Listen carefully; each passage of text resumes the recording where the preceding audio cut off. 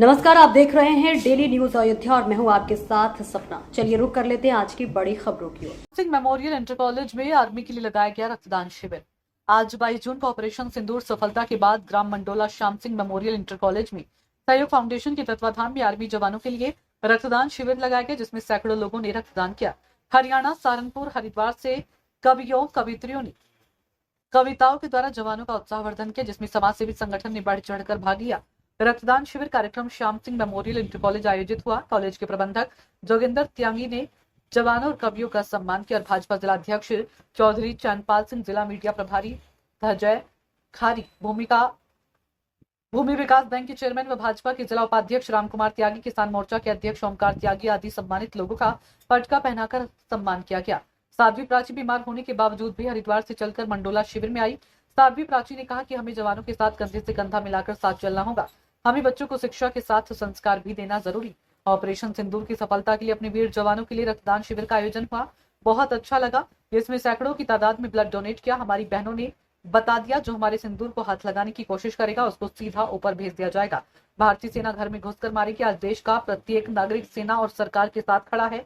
आज हम दुनिया की बड़ी ताकत है, जिसमें भाजपा जिला अध्यक्ष चैनपाल, लोनी मंडल अध्यक्ष मनीष, विनय, मुकुल, राजीव त्यागी, प्रमोद, पिंटू, दयाल त्यागी, जीपीएस कॉलेज के प्रबंधक Rajkumar Tyagi, Shyam Singh memorial inter college के प्रिंसिपल मनीष कुमार आदि सम्मानित लोग मौजूद रहे। मोनू सिंह की रिपोर्ट। करके नहीं भेजना, जोरदार तालियों से स्वागत और सम्मान करिए। भाई सुनील शर्मा जी, डॉक्टर मोहित जी, मेरी बड़ी ही लाडली बड़ी प्रिय बहन पूजा शुक्ला जी, जोरदार तालियों से स्वागत और सम्मान करिए। दो बहनें मंच को संभाल रही, मैं देख रही हूँ दोनों बहनें, मीनाक्षी, दिनेश कुमार जी, इन्होंने बहुत सुंदर मंच का संचालन किया। और यहाँ पर जो भाई विजेंद्र जी की जो टीम के एक एक सदस्य के लिए तालियां दूर तक जानी चाहिए। एक बार जोरदार तालियों से उनका स्वागत और सम्मान करिए। बहुत अच्छा कार्य है। आज मैं आपके बीच में आई हूँ और बहुत बड़ी एक घटना होने के बावजूद मैंने बहुत लोगों को देखा है, टूट जाते हैं, बिखर जाते हैं, लेकिन भाई विजेंद्र त्यागी जी में वो मादा है। इनकी बहन, परसों एक बहुत दुखद घटना हुई और देख करके सुन करके मुझे आश्चर्य हुआ कि इनकी जो बहन है इनकी जो बहन है वो बहन परसों ही जो बहनोई थे उनका हार्ट अटैक हो करके उनका स्वर्गवास हो गया।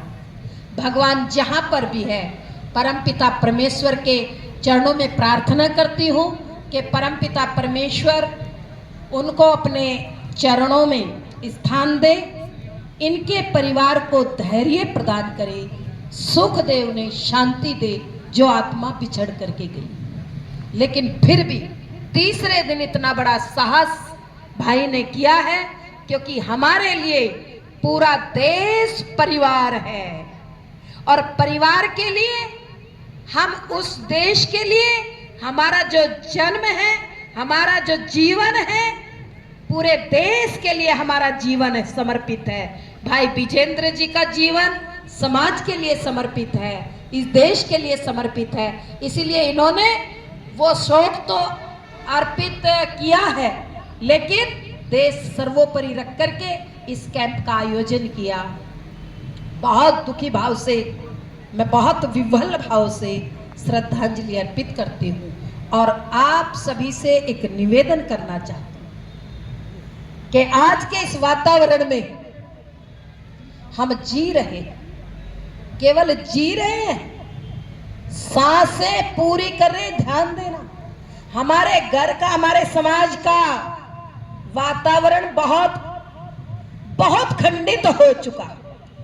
पहले क्योंकि परिवार पर हम ध्यान नहीं दे रहे, केवल कमाई कमाई, इधर से भी कमाई आए, उधर से भी कमाई आए, पीछे से कमाई आए, आगे से कमाई आए, ऊपर से कमाई आए, नीचे से कमाई आए, कमाई के पीछे लग रहे।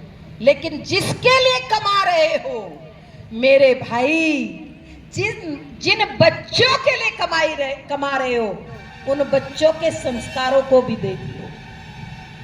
मैं बहुत कड़वी बात कह रही हूं, लोगों को बहुत कड़वी बात कह रही हूं, लेकिन इस पर जरा नजरअंदाज मत करना।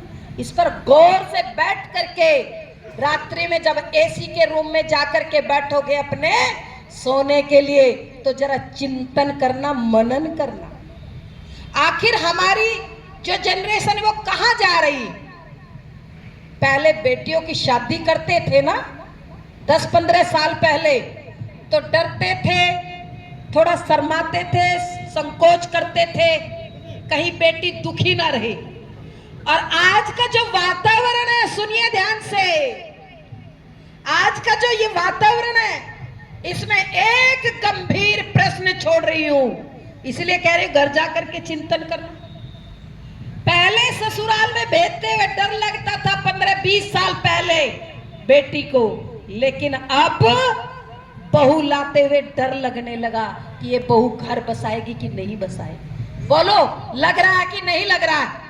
अरे कम से कम बताओ तो सही, डर रहे हो ना? डर रहे हो कि नहीं डर रहे हो कि मेरे घर बेटे का घर बसेगा कि नहीं बसेगा, मेरे भाई का घर बसेगा कि नहीं बसेगा? और आजकल मैं इस पर बहुत रिसर्च कर रही हूं। मेरठ के अंदर एक ड्रम में 15 टुकड़े एक नौजवान के मिले, सबने सुना। आसान होता है, दुख होता है थोड़ा सा, लेकिन जब उस घटना को पूरी तरह से हम देखते हैं, उस पर चारों तरफ के एंगल घुमाते हैं, तो फिर मेरी नजर वही जाती है, सबसे बड़ा दोषी समाज के निर्माण में अगर ऐसी घटनाएं घट रही है तो वो मां है। ऐसे नहीं कह रही माताएं बुरा मान सकती है, लेकिन सच बात बता रही। एक ये घटना है, एक मेरे बहुत क्लोज एक मेरी फ्रेंड है नोएडा में, विश्व हिंदू परिषद की अधिकारी है, सुनिए ध्यान से, सच्ची घटना है, कोई बनावटी नहीं है। आदमी भले कार्यक्रम में थोड़े हो, लेकिन अपने अपने घर को संभाल लेना, समाज आपसे ही बनेगा, आपकी बेटियों से और आपके बेटों से। सच्ची घटना बता रही हूं। छाया जी विश्व हिंदू परिषद की अधिकारी, 2 बेटी 1 बेटा, शादी कर दी, बहुत लंबी कहानी है, लेकिन छोटी सी बात बता रही हूं। बेटे की शादी हो गई, जो बहू आई वो केवल प्रॉपर्टी हड़पने के लिए।